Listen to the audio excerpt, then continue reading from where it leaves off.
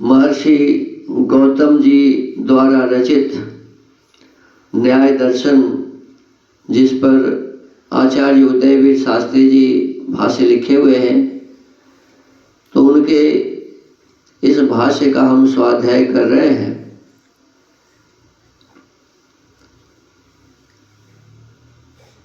इसमें अभी विषय चल रहा है प्रमेय। 16 पदार्थों में दूसरा पदार्थ क्या है? प्रमेय। और प्रमेय 12 है। कितने? 12। जिसमें हमने आत्मा, शरीर, इंद्रिय, अर्थ, बुद्धि, मन, प्रवृत्ति, दोष और प्रत्यभाव यहाँ तक जान लिया है संक्षिप्त रूप से। अब आगे है फल। वह उपभोग है जो साधनों द्वारा सुख, दुख आदि के रूप में आत्मा को प्राप्त होता है। जब हम काम करते हैं, क्रिया करते हैं, तो जिस प्रकार की क्रियाएं होती हैं, अच्छी व बुरी, तो उस हिसाब से अच्छे कार्य का फल अच्छा होता है और बुरे कार्य का फल बुरा होता है।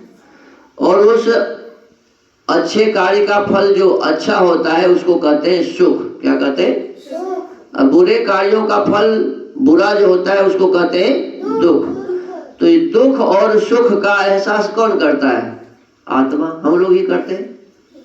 हम जब काम करते हैं तो हमें ही इसका एहसास भी होता है कि हमें दुख हो रहा है, हमें सुख हो रहा है। तो सुख भी मिलना और दुख भी मिलना, ये जो हम अनुभव करते हैं, इसी का नाम है फल प्राप्त होना। यही सुख और दुख क्या है? फल है, कर्मों का फल। फिर कहते हैं दुख क्या है? तो कहते हैं वस्तुतः सुख का न होना नहीं है, प्रत्युत सुख साधनों के साथ जीवन प्राप्त करने अर्थात देह धारण करने के क्षण से ही दुख इसके साथ लगा रहता है।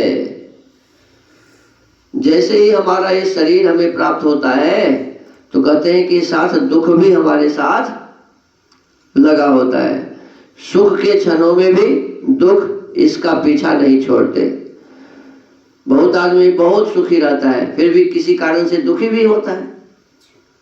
बहुत सुख में है फिर भी किसी कारण से दुखी भी होता है। कहते हैं दुख इसका पीछा नहीं छोड़ते। सुख के अत्यल्प क्षणों की प्राप्ति के लिए अनेक कष्टों व बाधाओं का सामुख्य करना पड़ता है। अब देखो, ऐसे अनुभव करो, विद्यार्थी पढ़ाई करता है, पढ़ाई करने में घर को छोड़ करके विद्यालय जाना पड़ता है, ट्यूशन जाना पड़ता है, दूसरे स्थानों पर ऊंची पढ़ाई करने के लिए जयपुर जाना पड़ता है, अमेरिका, इंग्लैंड जाना पड़ता है। तो जाने आने में तो कठिनाई ही होती है। माँ भोजन बना के दे और स्वयं भोजन बनाना पड़े तो दोनों में अंतर हो जाएगा ना। होटल में खाना पड़े और घर में बढ़िया भोजन मिले, दोनों में अंतर हो जाता है। तो जो विद्यार्थी हैं, यदि इस कष्ट को नहीं सहेंगे तो बड़े बड़े अफसर बनेंगे, वैज्ञानिक बनेंगे, नहीं बनेंगे ना। अब कोई नेताजी वोट के लिए गांव-गांव घूमते हैं। कहाँ? गांव-गांव घूमते हैं। तो गांव में घूमने में कभी भोजन मिलता भी है, कभी नहीं मिलता है, कभी सतुआ पी के ही रह जाते हैं नेताजी। और वही जब जीत जाते हैं तो विधानसभा, लोकसभा, राज्यसभा में बैठकर मौज उड़ाते हैं। तो वो मौज कैसे मिला राहुल जी? पहले गांव-गांव घूम करके कष्ट झेला। पहले क्या किया? कष्ट झेला। कोई कलेक्टर बनते हैं तो कलेक्टर बनने के लिए कितना मेहनत से पढ़ाई करना होता होगा। तो पढ़ाई जो मेहनत से किया तो उसमें दुख हुआ ना। दुख का ही फल क्या हुआ? सुख मिला ना। तो कहते हैं सुख के अत्यल्प क्षणों की प्राप्ति के लिए अनेक कष्टों व बाधाओं का सामना करना पड़ता है। जितने बड़े सुख हम चाहेंगे उतना दुख झेलना पड़ेगा। सुख का कोई क्षण दुखों से घिरा न हो यह संभव नहीं है। कितना भी बड़ा कोई सुखी हो जाए फिर भी कुछ न कुछ उसमें दुख रहता है। यह स्थिति विवेकी व्यक्ति को इस पर ध्यान देने की ओर प्रेरित करती है। जो ज्ञानवान होते हैं, विवेकशील होते हैं, उनको पता चलता है कि कितना भी हमें सुख प्राप्त है उसमें भी दुख है।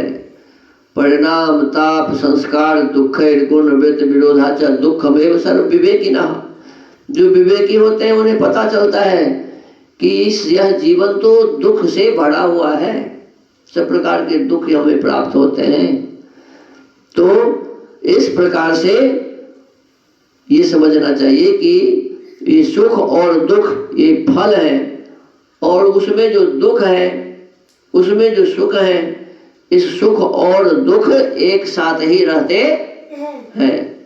कभी सुख कभी दुख, और कभी दुख में भी सुख कभी सुख में भी दुख, ऐसा होता है।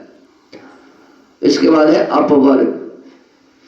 इस प्रकार सुख दुख की परिस्थितियों का एकाग्र मन से चिंतन करता हुआ, जब ये समझ ले कि भाई सुख में भी दुख ही है, एकाग्र मन से चिंतन करता हुआ व्यक्ति इस दुख समूह से छूटने के लिए, इस दुख समूह से छूटने के लिए उद्विग्न हो उठता है। यह उद्वेग उसे दुख बहुल सुख साधनों की ओर से खिन्न कर देता है। हम लोग पढ़ते हैं कहानी कि गौतम बुद्ध जा रहे थे तो उन्होंने देखा कि एक व्यक्ति बूढ़ा है, वो कमर झुका के चल रहा है। सारथी से पूछा ये कौन है? तो ये बूढ़ा हो गया है। तो ये क्यों टेढ़ा चल रहा है? तो उनके कमर में दर्द हो रहा है, अब वो सीधा नहीं हो रहा है, तो इसीलिए क्योंकि मुझे भी ऐसा बूढ़ा होना पड़ेगा। हाँ, आपको भी बूढ़ा होना पड़ेगा। जैसे ही सुना कि मुझे भी बूढ़ा होना पड़ेगा तो मन में भाव उत्पन्न हुआ कि ऐसा कौन कार्य है जिस कार्य के करने से बार बार बूढ़ा न होना पड़े। तो उसके लिए उन्होंने खोज किया और खोज करके फिर बहुत ही उत्तम गति को प्राप्त किया। तो ऐसे ही कहते यह उद्वेग उसे दुख बहुल सुख साधनों की ओर से खिन्न कर देता है। जिस सुख में भी दुख है, इस सुख को लेने से क्या लाभ? तब वह राग द्वेष आदि से रहित होकर अपवर्ग के पथ का पथिक बन जाता है। अपवर्ग माने मोक्ष, अपवर्ग माने मोक्ष, जहाँ कोई भी दुख नहीं है। यह अपवर्ग जन्म मरण प्रवाह के निरंतर का उच्छेद कर देता है। बार बार फिर जन्म नहीं लेना पड़ता, जल्दी जल्दी जन्म नहीं लेना पड़ता है। अपवर्ग दशा में सब प्रकार के दुखों का अभाव रहता है। जब व्यक्ति मोक्ष को प्राप्त कर लेता है तो सब प्रकार के दुखों से क्या होता है? छूट जाता है। तो आज के स्वाध्याय के क्रम को यहीं विराम देते हैं। अब एक एक इसमें जितने पढ़े ना, आत्मा शरीर इंद्रिय अर्थ बुद्धि मन प्रवृत्ति दोष प्रतिभाव फल दुख और अपवर्ग, इन सबके अब अलग से पुनः इसमें विशेषतः व्याख्या लिखी है। अब आगे इस पर चर्चा करेंगे। आज के स्वाध्याय के क्रम को यहीं विराम देते हैं। ओम।